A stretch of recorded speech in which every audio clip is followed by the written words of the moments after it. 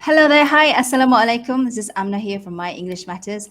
And we are back for our weekly Facebook Live session.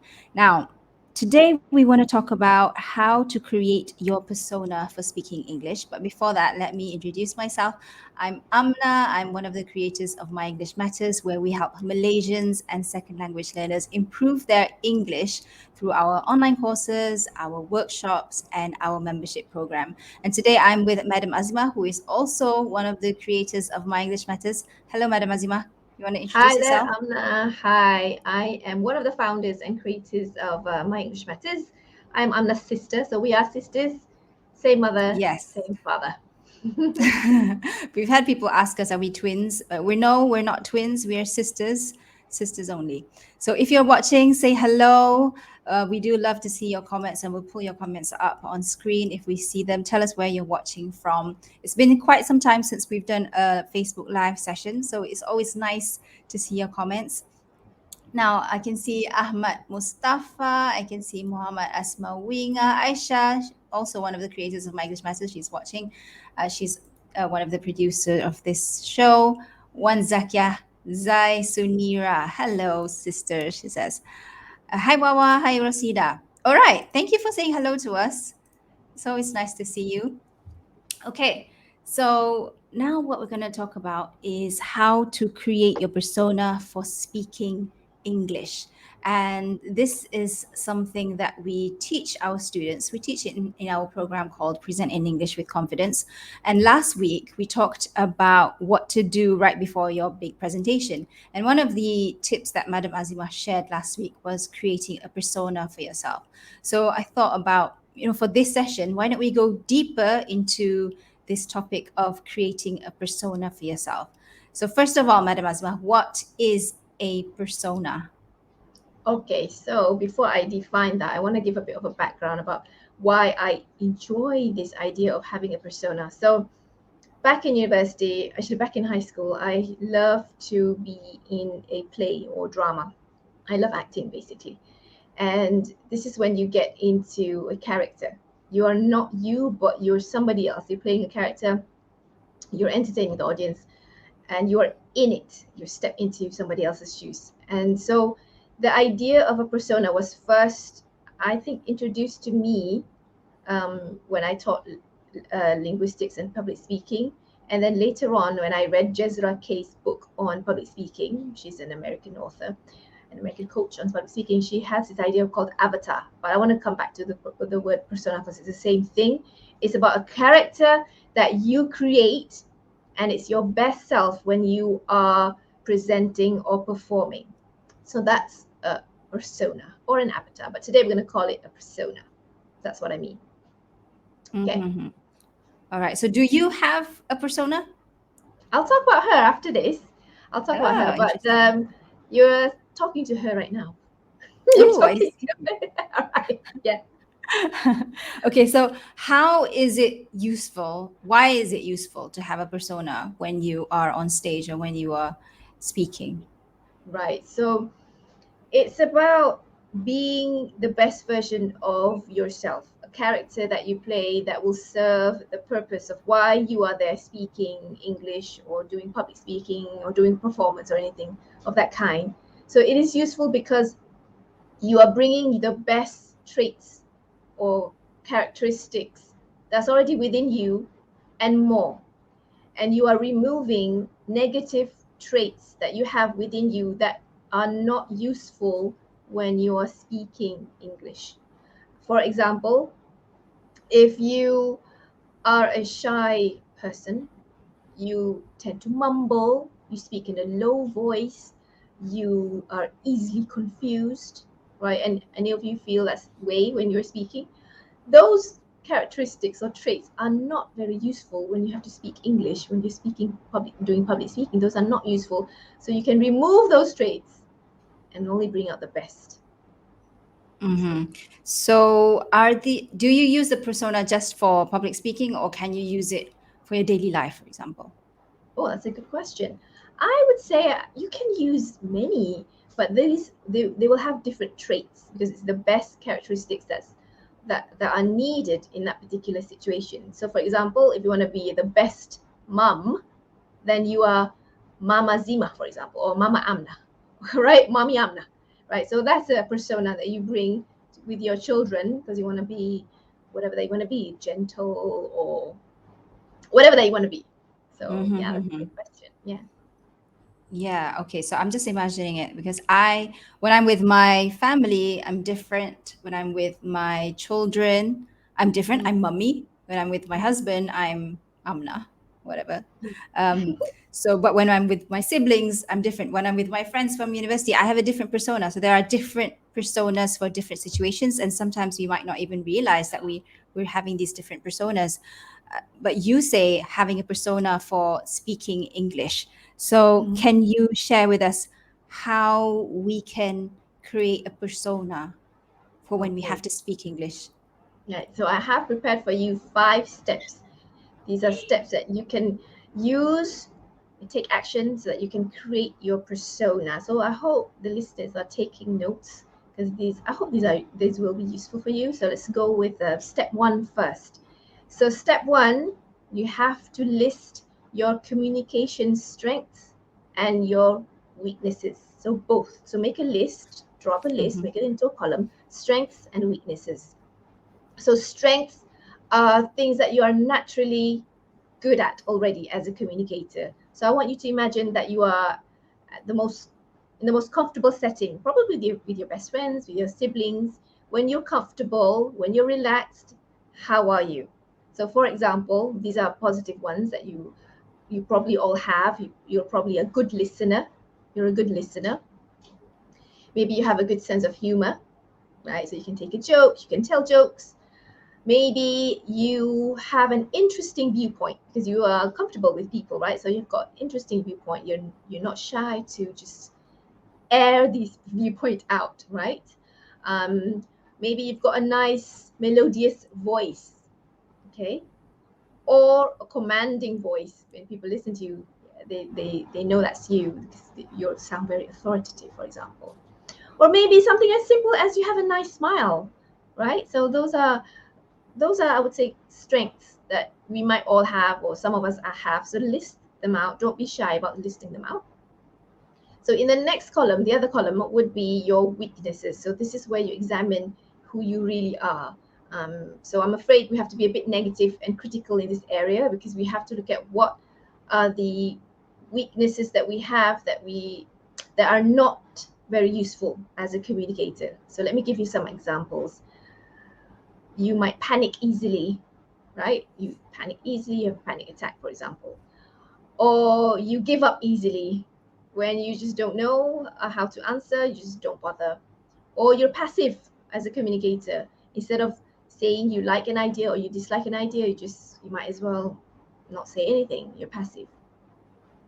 Other examples, you have a low voice. So that's not very helpful when you have to speak up, right? You have a low voice. Maybe instead of a low voice, you have a shrill voice. A shrill voice. So you sound a bit angry, right? Some other examples. Monotonous. Monotonous is also another crime. Well, it's not crime, but I'm just joking. But you know what I'm saying? Like you sound really dull when you speak English, all right, for example. Or you're just very impatient. So you get angry quite easily. So those are weaknesses that are not useful when you are a communicator. So really examine yourself, make these 2 lists, positive and negative. So who are you when you're in a good mood? Who are you when you're in a bad mood? Right. So that's step 1. Okay. So now let's move on to step 2. Right. Now examine the positive list. So highlight the traits that you like about yourself because these are the qualities that you already have. That's it. All you have to do is highlight the ones that you want, highlight the ones that are useful and needed when you speak English. So it's a good jumping point because you already have these traits. So it's not something that you're already in it. You already have them. All right. So that's step 2, very easy. Just highlight the ones that you like. Now let's move on to step 3. Now we go on to creating your persona. So when I talk about creating your persona, that means using the bestest qualities that you've already highlighted that are useful and adding more. That means being beyond what you already are. So now I want you to imagine how you want your listener to see you and perceive you. So it's not just about I want to be this, I want to be da da da da, but I also want my listeners to see it and feel that I am these things. And so, like I said, becoming the best version of you, speaking English on your behalf. That is your persona. So I have a story. I don't know if you've heard of this one. I think I've already talked about this in one of our live workshops. He's a Canadian professor. His name is Brian Little, and he's featured on TED as well as in Susan Cain's book called Quiet, the Power of Introverts in a World That Can't Stop Talking. So this Canadian professor, he taught at Harvard at the time when he was featured in Susan Cain's book. Susan Cain would describe him as very energetic, very lively. He would make jokes. He's like a stand-up comedian, and his classes are always full. Students like really love him so much. They would queue to attend his classes. So he's what you call, he looked like an extrovert, a classic extrovert. However, in real life, he's the opposite of that. He is an introvert. He loves to be by himself. He even gets, I wouldn't say, yeah, he anxiety around people. He says that one time he was in the toilet after he finished a class or something, in the middle of a talk or something like that. And then he heard people coming in and he wanted to just hide in the toilet. And then he said the worst thing was then they were saying, Professor, are you in there? And he said, oh, that was the worst thing because people still want to talk to him in the toilet. That was really funny. But what I want to what I want to highlight here is about Professor Brian Little. What he has become is like a dual character, an extrovert when he's teaching because he's passionate about teaching and he's passionate about his subject. But when he's by himself, he is himself. An introvert, he said he's a classic introvert. He's an unapologetic introvert, he says.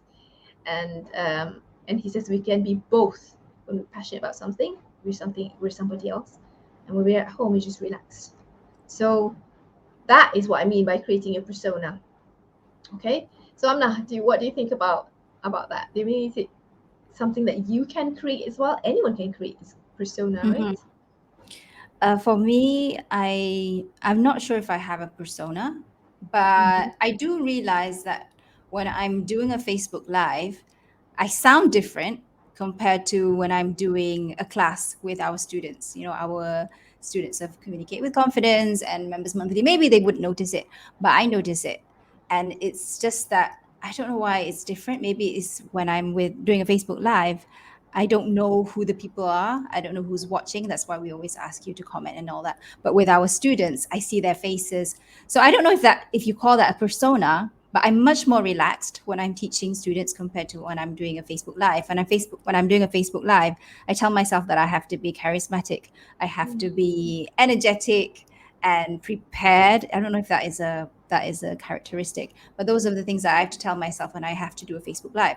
So is that a persona? Am I creating personas for myself without I even think realizing it?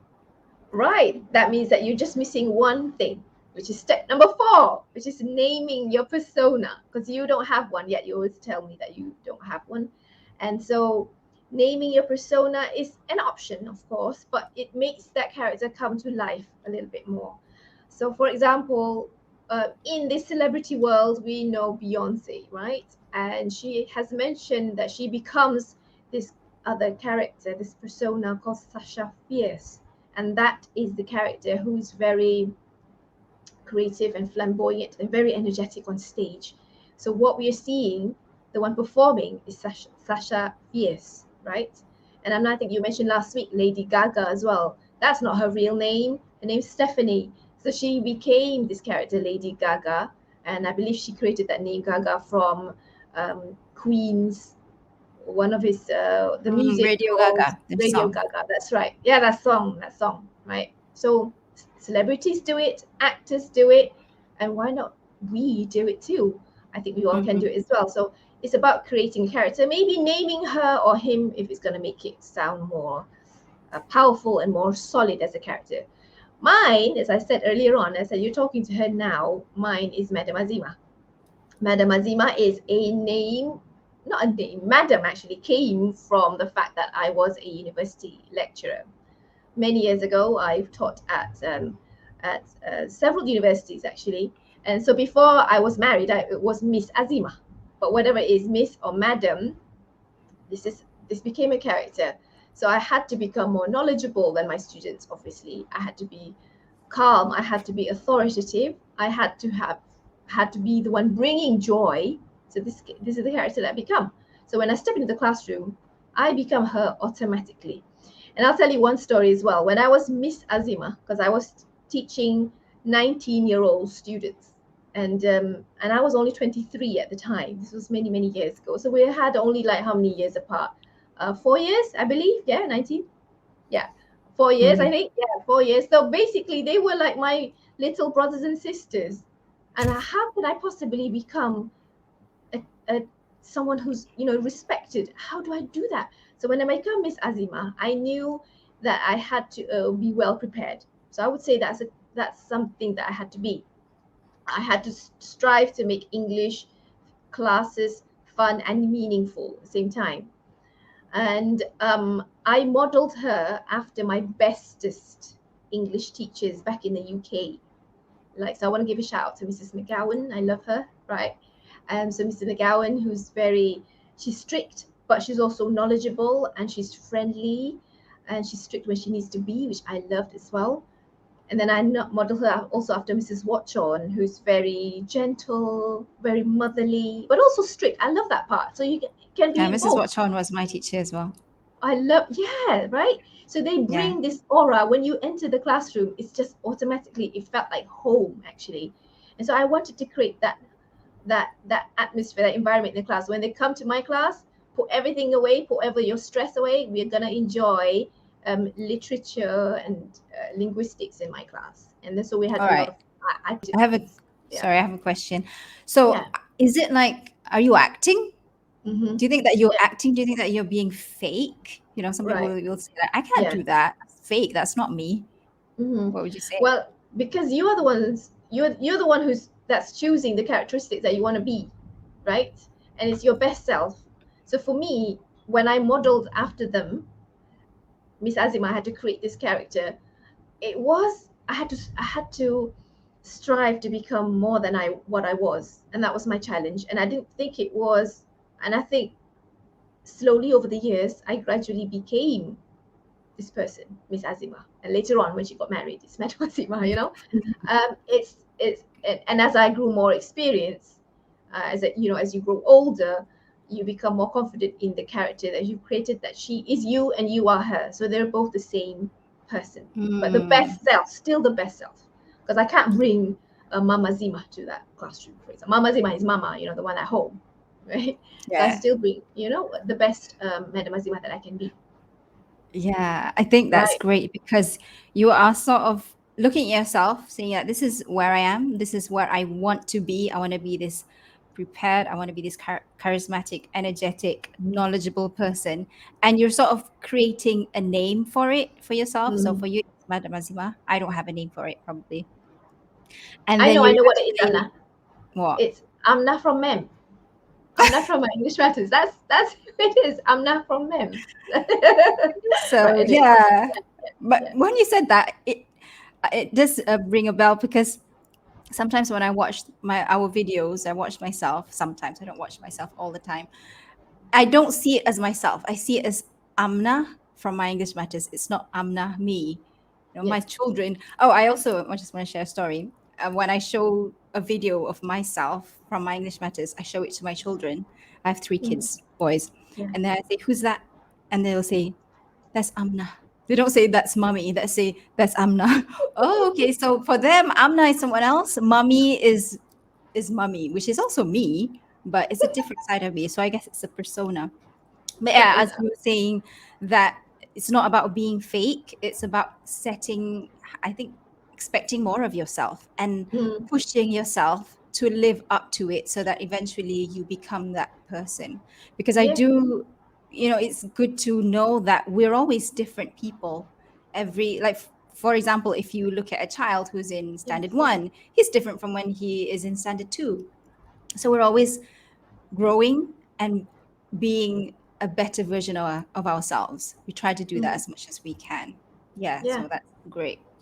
And like you were saying, being the best version of yourself, that means removing the negative traits that you have. And if you're wondering, what are my negative traits? For example, we have students in our class who are naturally confident, right, at their workplace and etc. But once they enter an English class, you know who they become? They become themselves when they were in standard 2 and 3, afraid of English, right? They Mm. become a little child again. So that characteristic is not very useful when you're at the workplace. Yeah, so you don't bring that character. But somehow we do have students who bring that sort of shy person in the English classroom. So this is something that you can actually remove by having instead positive traits, who you want to become. Okay. Yeah, it reminds me of this one person that I was listening to his podcast the other day, it's quite a few years ago. And then he said that when he goes on stage, he puts on these glasses because he doesn't usually wear glasses, but he creates this alter ego. Yeah, I think I saw Alter Hannah ego, I love that. creates an Yes, alter that's the word. ego. So Yeah. when he's on stage, he puts on his glasses and he becomes his name is Todd Herman. So he becomes this Todd Herman, the personal development trainer or teacher or coach or something like that. But when he Mm. takes it off, he's just Todd Herman, the normal guy, something like that. Mm.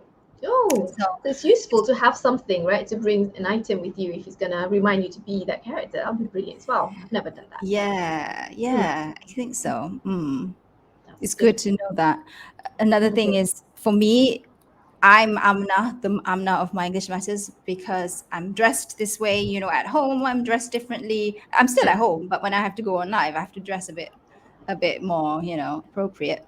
But so the difference is Exactly. what else can you do physically? Like maybe you have to wear glasses or wear something Yeah. different so that you are stepping into that persona. Yeah. Yeah. Yes. Yeah. I love that. Which is okay. That gets into step 5 actually. Okay, so number 5, get ready to become your persona. So get ready to become your persona. And so for me, it means get into a routine. For example, listening to energizing music because you need to get your energy up, right? To become that character who's ready to speak English, who's ready to present. And for me to make dua as well, of course, that's me, Azimah and Madam Azimah. We both make the dua, so we're the same person. And then when you're about to speak, tell yourself that you are now her. You are now transitioning into her.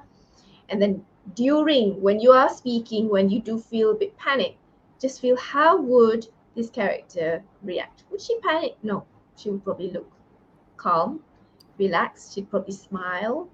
She'd take it easy.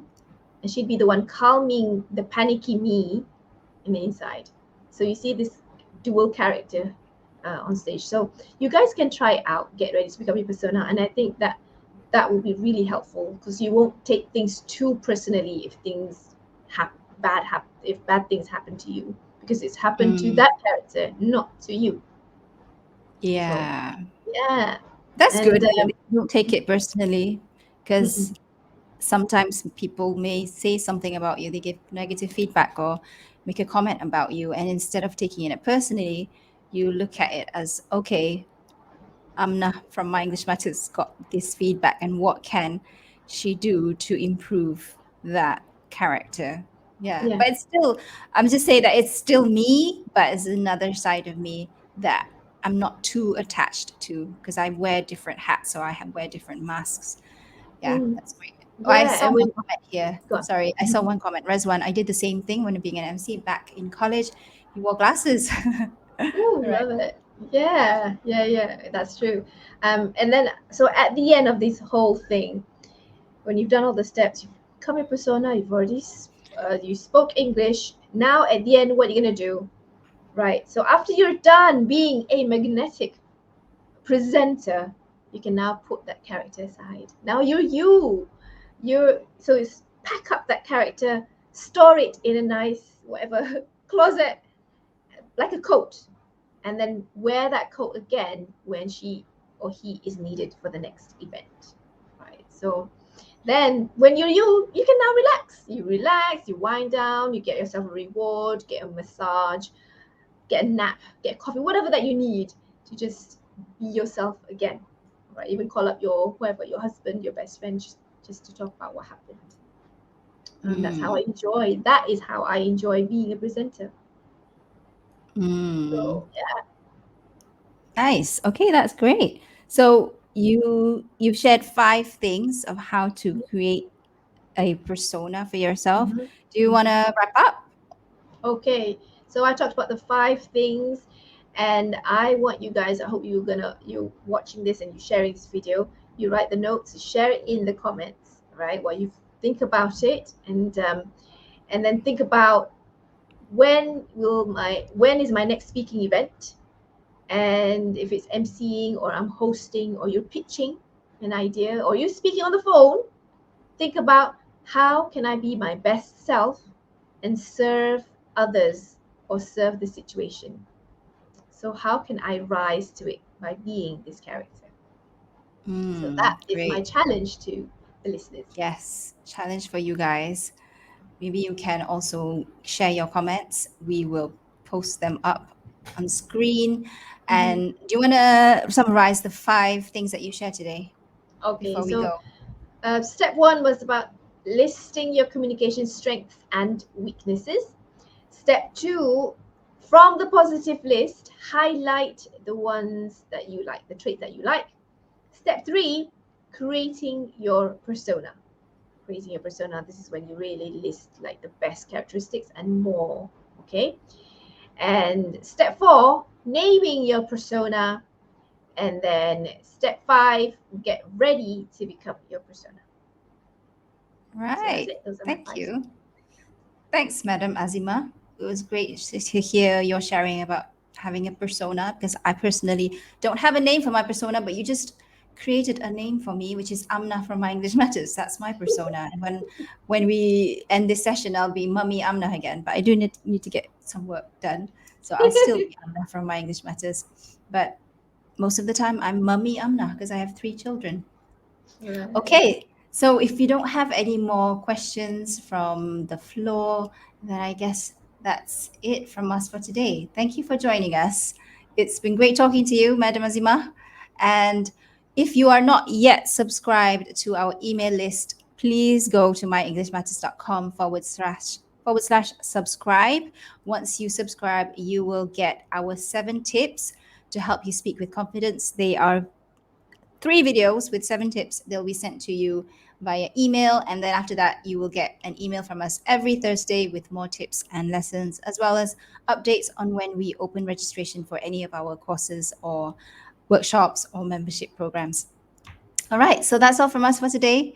Thank you, Madam Azima, again. Thank you for everybody for watching. If you're watching the replay, hello also, and thank you for watching. Please share this video, like it, love it, do whatever you want with it.